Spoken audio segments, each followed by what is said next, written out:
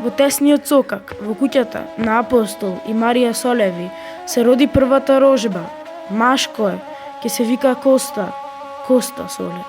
Црвениот поет, символот на борбата и револуцијата, синоним на храброст, емоција, копнеш за бели мугри, надеж, молба, глас, гласен повик за спас. Се къти ноќта црна, се тури карпа мрак, и петли в село пеат, и зората се зори. Над карпа в крв се мие, и темнината пие. Силно светнал ден. Разбудете се, робови на векот, во душите црни пишти силен екот. Борете се, љубете се, зашто само борбата и љубовта немаат гроб.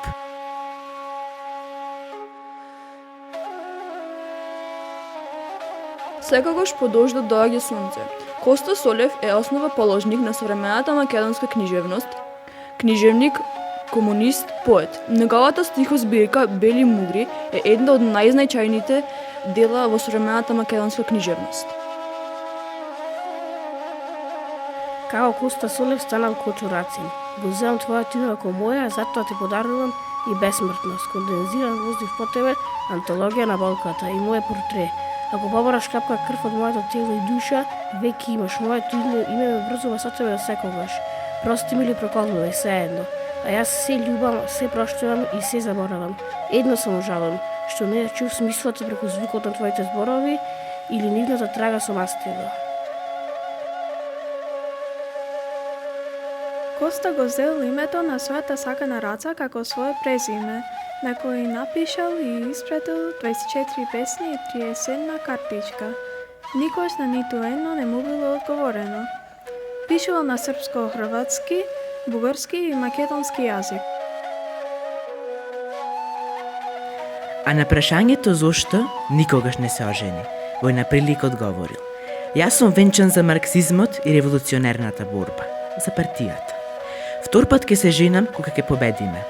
Тогаш 3 дена и 3 ноќи сакам да свират зурли и тапани, така што цел Велес ке чуе, а јас самиот, Коста Солев, дека се женам за слободна Македонија. Ново утро, нов почеток, еднакво за сите. Кога денот од стих се раѓа, копнеш, борба, крв, слобода. Борете се и љубете се, зашто само борбата и љубовта немаат гроб. Благодариме, Рацин, ти си нашата поетска и револуционерна гордост, љубов и борба испишана со крв и мастило, за раца, за Македонија. Самобитност и непокор, традиција и препознавање, наш идентитет и символ на сите човекови битки. Сега, збогом. Збогом ти минато ново. Збогом ти се заткано. Збогом за секогаш. Муграта е најтемни до однокта, пред да изгои најсветлото сонце. Кочо Рацин е роден во сиромашното семејство на грнчарот Апостол во Велес, но тој е сиромашен само материјално. Неговото богатство се уште храни многу генерации по него. Болката и страдањето се неисцрпна инспирација на секој поет и на Рацин. Неговото тешко детство, неговата никогаш невозвратена љубов кон раца ја создадува антологијата на болката и воскитот на револуционерниот дух и црвениот купнеж за слобода. Се къти ноќта црна, се рути карпа мрак, и петли в село пеат, и зората се зори. Над карпа в крв се мие, и темнината пие. Силно светнал ден. Пробудете се морни, копачки и копачи на трудот црн народ. Не ме кълни, не ме жали, не ми нижи ни за клетви. Камен тежок живот ми е, а по тежок одзив пусти, по народни думи свети. Ако куќа не направив со високи шимшир порти, куќа цел свет братски ми е, братски срце што отвара, срце порта не висока, срце куќа не широка.